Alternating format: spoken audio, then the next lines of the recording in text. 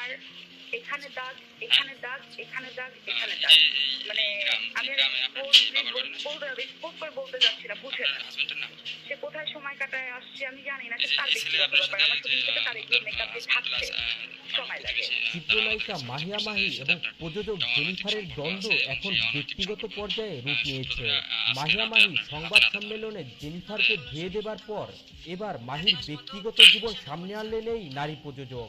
মাহির ব্যক্তিগত জীবন খোলা চিঠির মতো উল্লেখ করে জেনিফার বলেন, মাহি এখন পাবলিক টয়লেটের মতো, যে কেউ তাকে ব্যবহার করতে পারে। একটা এই ছেলেকে কি আগে থেকে চিনতেন আপনি? না, আমি তো এই ফার্স্ট টাইম দেখলাম। একটা আপনার পরিবারে যেহেতু আপনার হাজবেন্ড আছে, আপনার একটা বাচ্চা, আপনার গর্ভে আরেকটা বাচ্চা, আপনার ছেলে মেয়ে কয়জন? একটাই ছেলে। তো সেইখান থেকে কি একটু মনে হয়নি যে একটা অপরিচিত ছেলেকে আমি ডাকি বা বাসায় ডেকে নিয়ে আসি? টাকা বলতে সে মাহফিল শুনতে আসছে, তারপর যে আপনার বাড়ির মালিগ্রাম কোন জায়গা, আগে থেকে বলছিলাম যে মালিগ্রাম, তারপর বললাম যে ব্রিজের কাছে ওই ওখানে। তো তোমার স্বামী আছে, বাচ্চা আছে, তুমি একটা ছেলেকে কিভাবে আশ্বাস দিলে? তাই বললাম যে এখানে, তাছাড়া আর কিছু না। ছেলে যে অভিযোগ করলো যে আপনি কখনো বলেন নাই যে আপনার বিয়ে হয়েছে, বাচ্চা কাচ্চা আছে? না, বাসার কথা বলি নাই, কিন্তু মানে এমনি আর কি কথা হয়।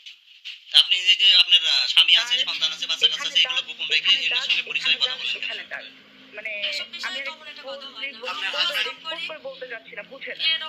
এও সে বিজি কোথায় সময় কাটায় আপনার আসছে হাজবেন্ড আমি আছে, জানি আপনার না, বাচ্চা তার কাচ্চা আছে, ব্যক্তিগত ব্যাপার। আমার আপনি একটা শুটিং ফোন থেকে তার রাত্রে এগুলো মেকআপ দিয়ে দেখা থাকছে করতে বলি না। সময় লাগে। চিত্রনায়িকা মাহিয়া মাহি এবং প্রযোজক জেনিফারের দ্বন্দ্ব এখন ব্যক্তিগত পর্যায়ে রূপ নিয়েছে। মাহিয়া মাহি সংবাদ সম্মেলনে জেনিফারকে ধুয়ে দেবার পর এবার মাহির ব্যক্তিগত জীবন সামনে আনলেন এই নারী প্রযোজক। মাহির ব্যক্তিগত জীবন খোলা চিঠির মতো উল্লেখ করে জেনিফার বলেন, মাহি এখন পাবলিক টয়লেটের মতো, যে কেউ তাকে ব্যবহার করতে পারে। কিছু কি আছে? কি আছে দেখাতে বলেন, প্রমাণ দিতে কথাবার্তা বলেন না, এরকম। প্রমাণ দিক।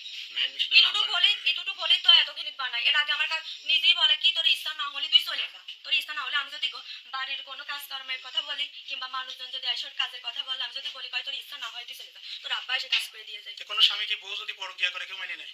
এটা তো ভুল করেছে। আমি তো পরকীয়া, আমি তো দেখা করি নাই, আমি তো একসাথে ঘনিষ্ঠ ভাবে দেখাও হয়নি। তো ফোনে আলাপ করেন কেন? এটাই তো ভুল করিস। ও একটা ছেলে, শিক্ষিত ছেলে, লেখাপড়া করে, আপনি ওকে ডেকে ফাঁকা দিলেন।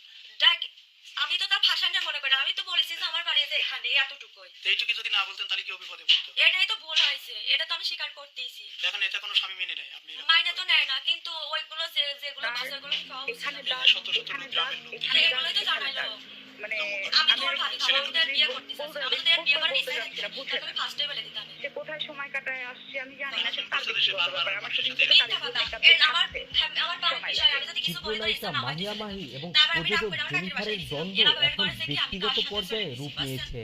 মাহিয়া মাহি এর আগে সংবাদ ওর সাথে সম্মেলনে আসছেন না। জেনিফারকে ধুয়ে দেবার পর এবার মাহির ব্যক্তিগত জীবন সামনে আনলেন এই নারী প্রযোজক। মাহির ব্যক্তিগত জীবন খোলা চিঠির মতো উল্লেখ করে জেনিফার বলেন, মাহি এখন পাবলিক টয়লেটের মতো, যে কেউ তাকে ব্যবহার করতে পারে। মানুষ মাত্রাই ভুল করে না, গরু ছাগল ভুল করে। পাশে আপনার বাবার নাম কি? রেজাউল। কি করেন আপনি? আমি অনার্স সেকেন্ড ইয়ার পড়ালেখা করি। এই যে আজকে যে ঘটনাটা হয়েছে, আসলে এই মেয়েকে কিভাবে চিনেন আপনি?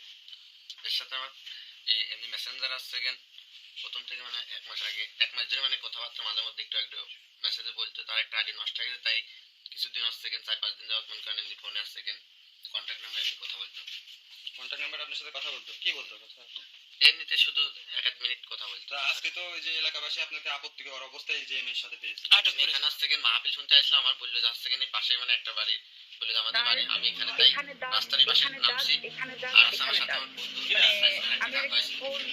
বন্ধু মানে আমি রিপোর্ট করে বলতে যাচ্ছি না, বুঝে না। 1 মাসে সে কোথায় সময় কাটায় আসছে আমি জানি না, তার ব্যক্তিগত ব্যাপার। আমার শুটিং থেকে তার এগুলো মেকআপ দিয়ে তাই বলে আমার থাকছে বর্ষের পর একটা সময় লাগে। সেনাবাহিনী চাকরি করে। চিত্রনায়িকা মাহিয়া মাহি এবং প্রযোজক জেনিফারের দ্বন্দ্ব এখন ব্যক্তিগত পর্যায়ে রূপ নিয়েছে। মাহিয়া মাহি সংবাদ সম্মেলনে জেনিফারকে ধুয়ে দেবার পর এবার মাহির ব্যক্তিগত জীবন সামনে আনলেন এই নারী প্রযোজক। মাহির ব্যক্তিগত জীবন খোলা চিঠির মতো উল্লেখ করে জেনিফার বলেন, মাহি এখন পাবলিক টয়লেটের মতো, যে কেউ তাকে ব্যবহার করতে পারে। আচ্ছা, প্রথম আপনার সাথে সম্পর্ক আপনিই করেন না মেয়ে করে? মানে মেসেঞ্জার আমি তো সেকেন্ড এটা আইডি জানতাম না। ও যে একজনের বউ, এটা জানতেন না? না না তার বাচ্চা বাচ্চা কাচ্চা আছে, না না পেটে বাচ্চা, এটা আপনি জানেন? না, এই আমার প্রথম ফার্স্ট আর সেকেন্ড এই জায়গা থেকে আজকে দেখি, তাছাড়া সারা কোনো সম্পর্ক আছে ফোনে কোনোদিন বলেনি? না। আজকে কি আপনাকে আসতে বলেছে? এত রাত্রে আপনার আমি এখানে আসলাম, আমি আমার এক বন্ধু আর আমার কাকু আসলাম। মাহফিল শুনতে আসলাম, পরে বললে যে মানে পাশে রাস্তার পাশে বলে যে আমাদের বাড়ি, তাই আমি এই জায়গাটা, আমার কাকুরা ছিল ওই জায়গাটা, পরে ওরা দৌড় মারছে। আর পরে ওই মানে যে ধর মানে আমার বলছে যে চোর চোর, সে আছে আমার গাড়ি তার এখানে দাগ, এখানে দাগ, এখানে দাগ, এখানে দাগ। আমার সাথে মানে তারা দুইটা আমি দৌড় মারছে।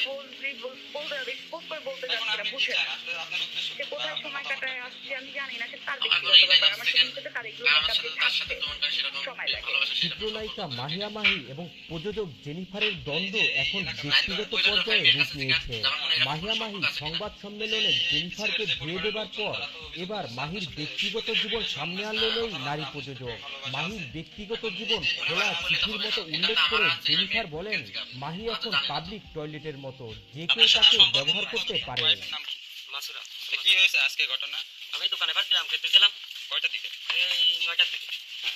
কিরাম খেতে খেতে ওখানে আওকা হয়, তো আমরা চলে আসি এই জায়গা।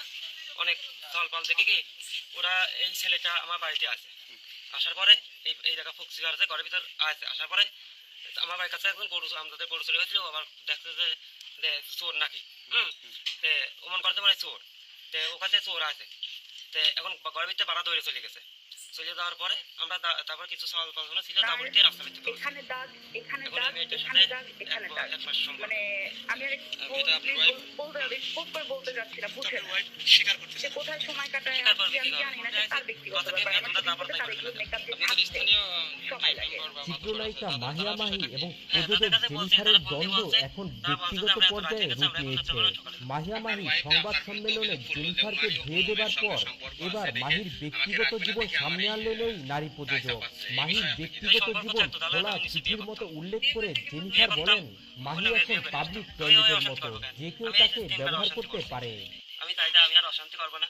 আর যদি অন্য মেয়ের সাথে আমার সম্পর্ক থাকে, দেখা দেখবো অমুক মেয়ের সাথে আছে, তারপর প্রমাণ করো। আচ্ছা, আপনার ওয়াইফ কি আগেও কোনো পুরুষের সঙ্গে বা কোনো বন্ধুত্ব এরকম কোনো কিছু ঘটাইছে কিনা? হ্যাঁ আছে তো, এর আগেও আছে।